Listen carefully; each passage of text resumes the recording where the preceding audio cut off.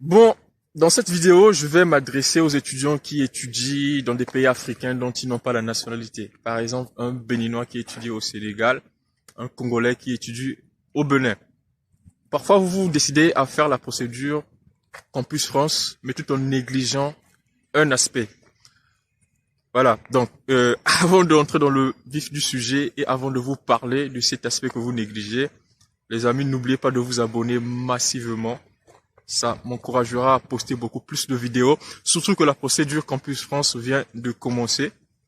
Donc, je dis commencer parce qu'il y a déjà des rendez-vous d'orientation, des rendez-vous d'information. Vous pouvez assister à ces sessions-là pour vous permettre d'avoir des informations et avancer sûrement dans vos procédures sans erreur.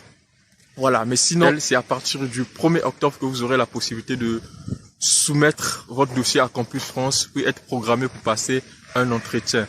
Les amis, n'oubliez pas de vous abonner. Actuellement sur la chaîne, on n'est même pas à 1000.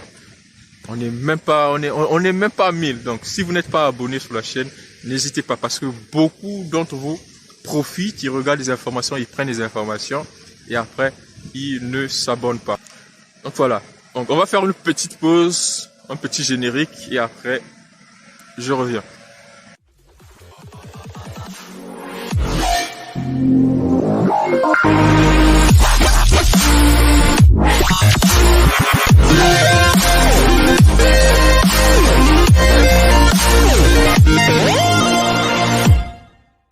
Beaucoup d'étudiants africains, quand ils se retrouvent dans des pays voisins africains, ça va, ils s'installent tranquillement, pas de problème, ils n'ont pas besoin du titre de séjour. Alors que c'est important, quand vous arrivez dans un pays, il faut respecter les lois de ce pays. C'est toujours important d'aller par exemple dans votre consulat pour avoir une carte consulaire.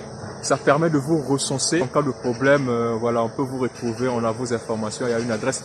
Mais un autre aspect, c'est d'avoir le titre de séjour du pays où vous vivez. Je parle de ça parce que c'est important. Hein. Beaucoup d'étudiants se sont retrouvés coincés au moment de leur demande de visa parce que l'ambassade ou le consulat qui traite les demandes de visa étudiants dans le pays où ils veulent faire la demande exige un papier qui prouve qu'ils ont résidé légalement dans le pays où ils font la demande. Voilà, c'est un truc bête, mais qui peut vous bloquer. Certains pays sont vraiment très stricts. Si vous ne fournissez pas le titre de séjour, vous ne pouvez pas faire votre demande de visa. Pour ceux qui font les demandes de visa depuis leur pays d'origine, il n'y a pas de problème. Ils ne sont pas vraiment conscients de ce problème. Mais moi, je vous parle de ce problème parce que je sais, je suis passé par là. Et après, moi, comment ça s'est passé? C'est à la veille, hein, au moment de mon dépôt de visa, à la veille que je suis allé demander le titre de séjour alors que voilà, ça s'est fait rapidement et j'étais épargné de ça, mais j'ai payé des amendes. J'ai payé plus de 30 000 francs CFA au trésor public pour pouvoir débloquer la situation et ils m'ont fait un titre de séjour, ils m'ont établi un titre de séjour rapidement. Mais dans certains pays, ça coince, ça peut coincer et ça peut vraiment être un frein pour faire votre demande de visa. J'ai eu des avis de certains étudiants qui étudient au Maroc qui m'ont dit que là-bas, ils sont sérieux avec ça. Donc, une fois arrivés sur le territoire marocain, ils pensent à faire leur titre de séjour. Par contre, d'autres, ils s'en foutent. Ils s'en foutent parce qu'ils ne sont pas embêtés, c'est normal. Ils sont africains, ils étudient dans un pays africain, ils ne sont pas dérangés, mais c'est toujours important de le faire si vous faites la procédure Campus France. Donc, l'objectif est de vous donner l'information.